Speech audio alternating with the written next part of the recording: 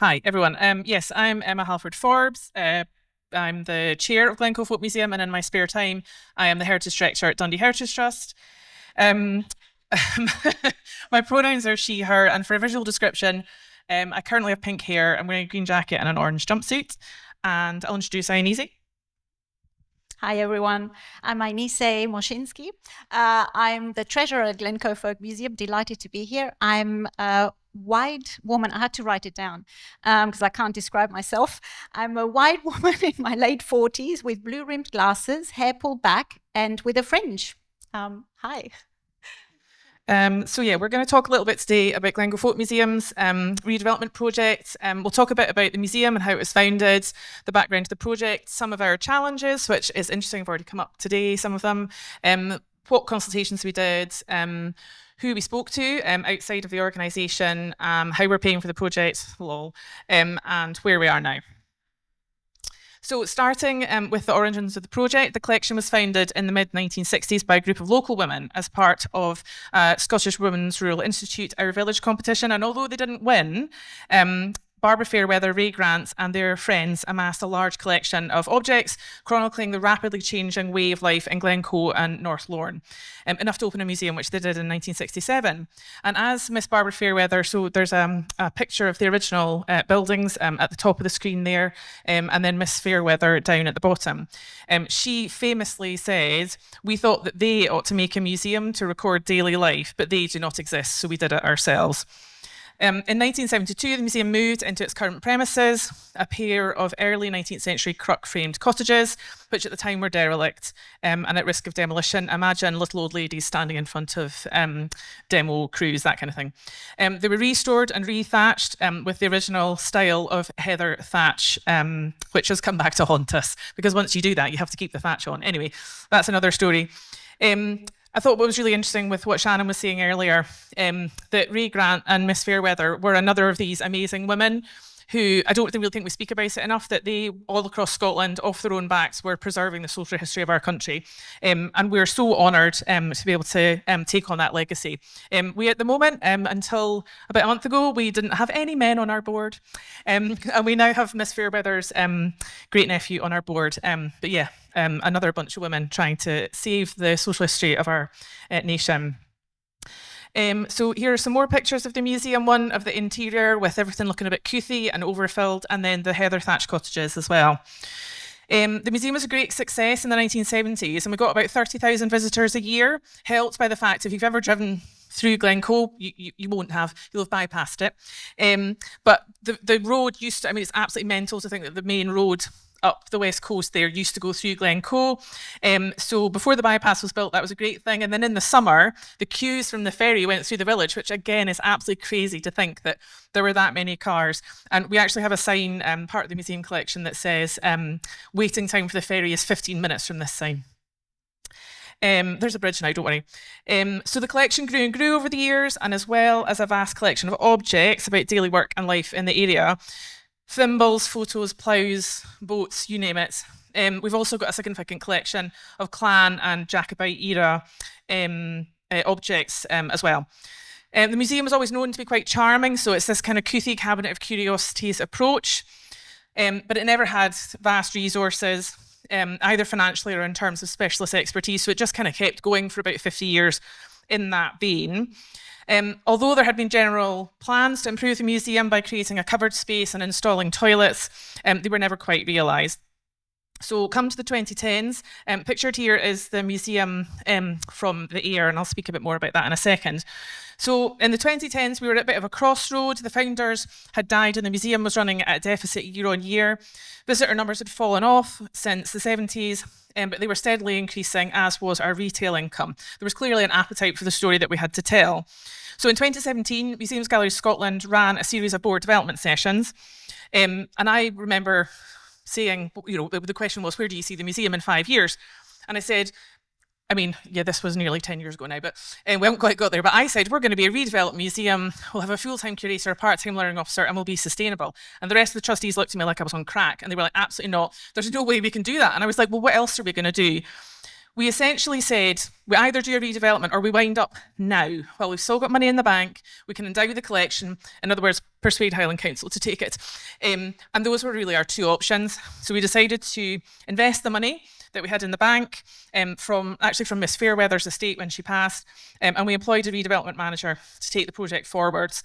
And that was really to take our pipe dreams into a viable, deliverable project.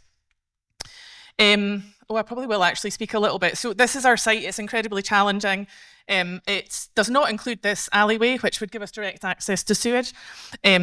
So it just comes up here and then along this fence and then kind of squiggledy screw down the side to these two outbuildings here and then the main cottages in the middle. So it is a very, very small site. Pictured here is my favourite object in the collection, the creepy dolls. You can adopt it if you want. I have every year for my friends. They love me. So some of our challenges, apart from our curator having to live in the same house as this doll, we are a small organisation. We've gone through board development sessions. We've sought external advice. We were very lucky to have a conservator on our board for a while. We don't have a huge number of staff. We are very lucky that we do have a permanent curator, a couple of part-time museum assistants.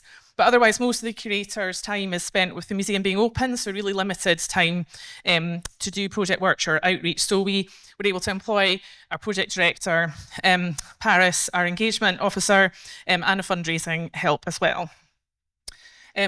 We do have limited financial resources. As I said, we were really lucky that we had an endowment from a bequest from our museum founder, so that was what we used to pump the project. But essentially all the money that we had to get for the project, we had to bring in ourselves. It's a very small site, as I showed in the previous picture. We have to be really clever about how to fit everything in. We can't get large construction equipment on site, and we don't have any access through the surrounding property. So imagine massive precast bits of concrete being craned in over the building to create buildings out the back. It really is going to be quite a challenge. As you can imagine, Glencoe is a tiny, tiny village. It's really just one street. And you can imagine a big building project that is going to block off the road on a regular basis. Where are we going to put the toilets for the rest areas for the construction crew? The list goes on. It's been really, really challenging, but the community have seen that we've engaged with them throughout, and they've seen that this is going to be a great thing for Glencoe and for the village. And obviously, we were speaking earlier about global factors. We were 10 days away from getting our, we suspect, successful round one application to NLHF when COVID hit and they closed all of their grant application schemes. So not only did we have to go back to the beginning, we had to rewrite our application. So, but we've been very lucky that we've been able to keep going and get through the other side. So consultations, where do you start putting together a project like this?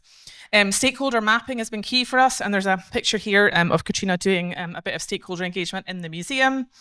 Stakeholders are anyone who would be affected by the project, so obviously staff, volunteers, but also local businesses, accommodation providers, tourist bodies and local residents, council, charities, accessibility groups, and so on.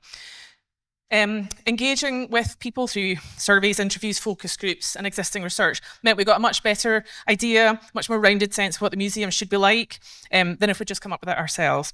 So we began amassing those contacts and advocates who could join us in activities later on, but also provide letters of support and so on.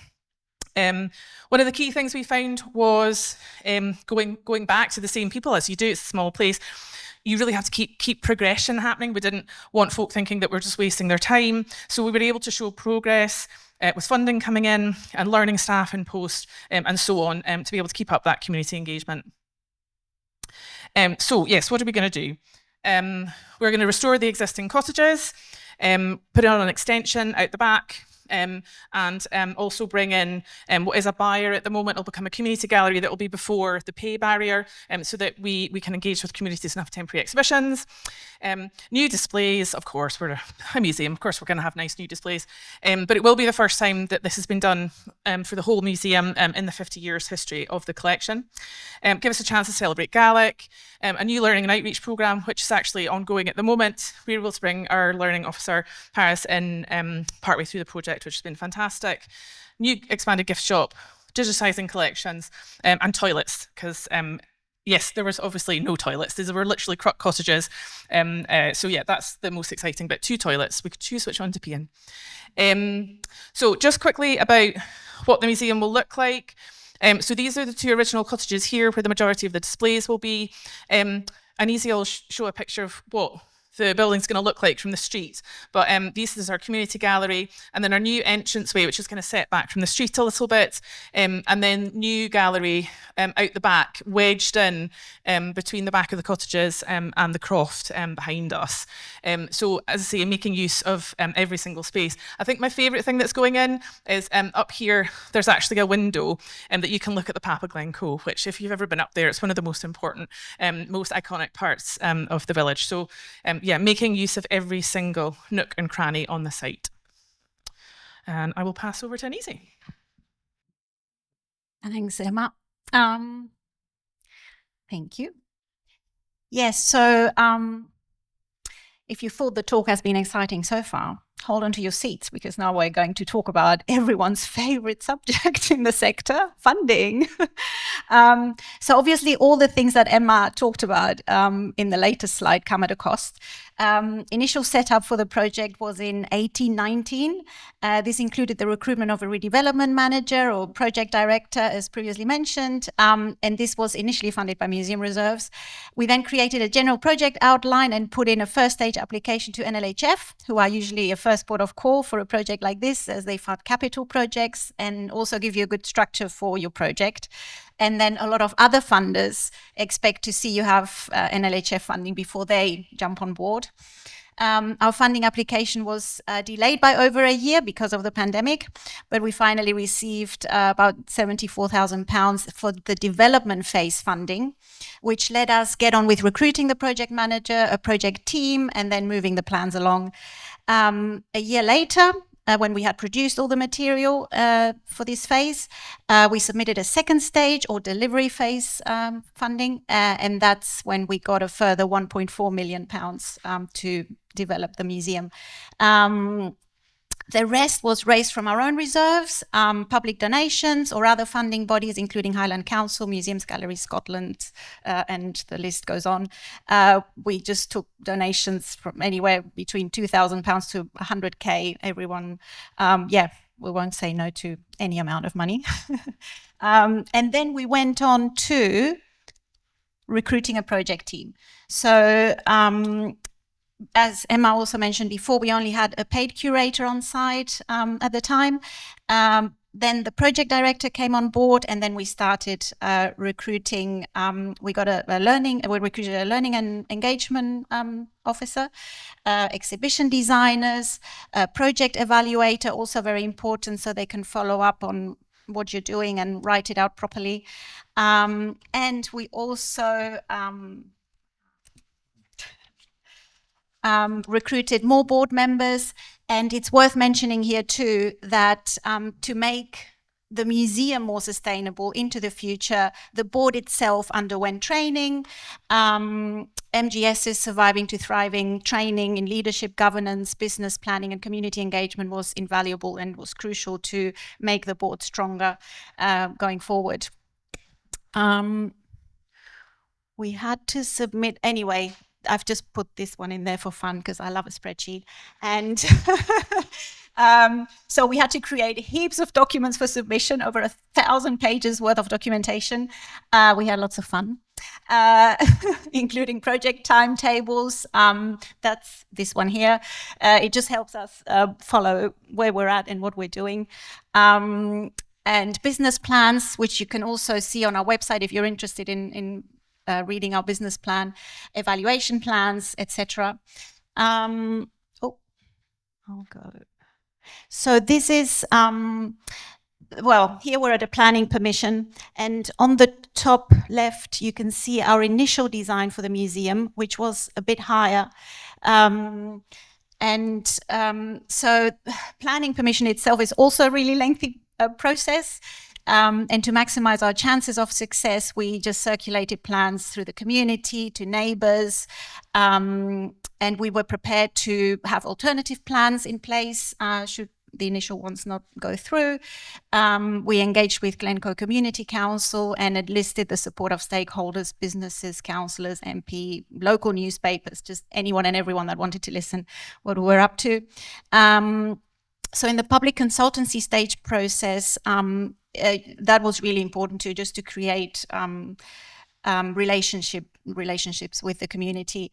One of our main the things we wanted to do was to develop the museum to be sympathetic to the area it's in. So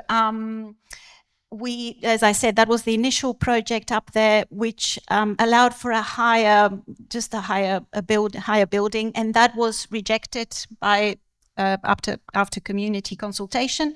So then we redesigned the museum to the bottom right here, which is a bit more sympathetic to the area. And you can see here, I don't know where the pointer is, I think it's up. So as you can see, this red roof there is the outline of what the museum will like once it's built into the street, so it's hardly noticeable. Same with the slide here on the right. So the focus, of course, of our redevelopment is sustainability and accessibility, and a toilet, of course. But sustainability is not only environmental sustainability. I mean, for us as a small organization, it's about organizational resilience. So ensuring that the board and staff have sufficient numbers and skills to maintain a thriving, developed museum, not just during the redevelopment phase, but afterwards as well. Then, of course, environmentally sustainable future, so working towards carbon neutrality and minimizing our negative impact on the environment, ethically sourcing building and retail materials, maximizing energy efficiency. And for this purpose, we've been working closely with Business Energy Scotland, have undertaken carbon literacy training, and are members of Highlands and Islands Climate Hub, Culture for Climate Scotland's Green Arts Initiative, MGS's Climate Action, and the Climate Heritage Networks. And also plan for a financially sustainable future by looking at developing multiple income streams to promote the longevity of the museum while reducing reliance on external funding. That's always challenging. And yes, accessibility, always accessibility. So there's a bit of a floor plan there, but we're just widening access ways, doorways, and hopefully making a museum that is accessible for all. Yes, with new provisions for sight and hearing impaired, as well as sympathetic visual design and quiet spaces, very important as well. And well, where are we now? I love this painting of Barbara Fairweather. I think it encapsulates perfectly where we're at. So like her back in the 60s and 70s, we are now 50 years later sitting back, holding our pets and imagining what our new museum will look like. But this doesn't mean we're relaxed. We are somewhat daunted, expectant and excited about it all. We're right on the cusp of delivering the rest of the project. Our project costs remain at £2.3 million and we secured just over 2 million. So fundraising continues. But we have our ducks in a row. The builders are ready to go. And it has been a lengthy preparation. We're nearly there and very much looking forward to opening up in 2026. Mark my words.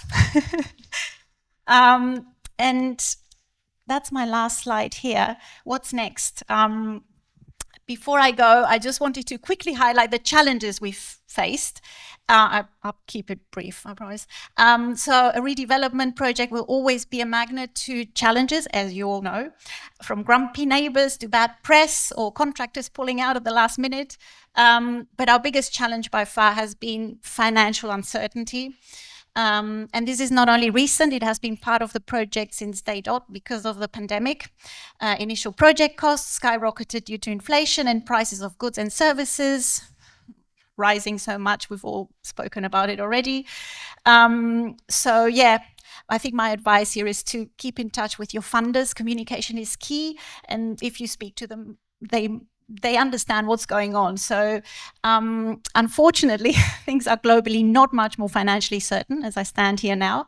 And adjustments are constantly being made from all sides. So having a strong, cohesive, proactive staff and team board is essential, as is collaborating with sector organizations, all of you, and stakeholders. And again, this is part of communication, of sharing what we all know, where we're at, and of supporting each other. I believe that ultimately communication and collaboration are key to sustainability, no matter of what kind, whether organizational, environmental, or financial. We're all excited to see the project through, and we can't wait to see you all at Glencoe Folk Museum in 2026. You're all invited. That's it from us. Just one quick thing. We are looking for a new treasurer. So if anyone's interested, please email me. I'm happy to guide you through the wonderful role of treasuring for our museum. And if you want to be part of an amazing team, drop me a line, or Emma on LinkedIn. And that's it. I'd just like to thank our staff and our volunteers, our funders, and all of you. Thank you very much.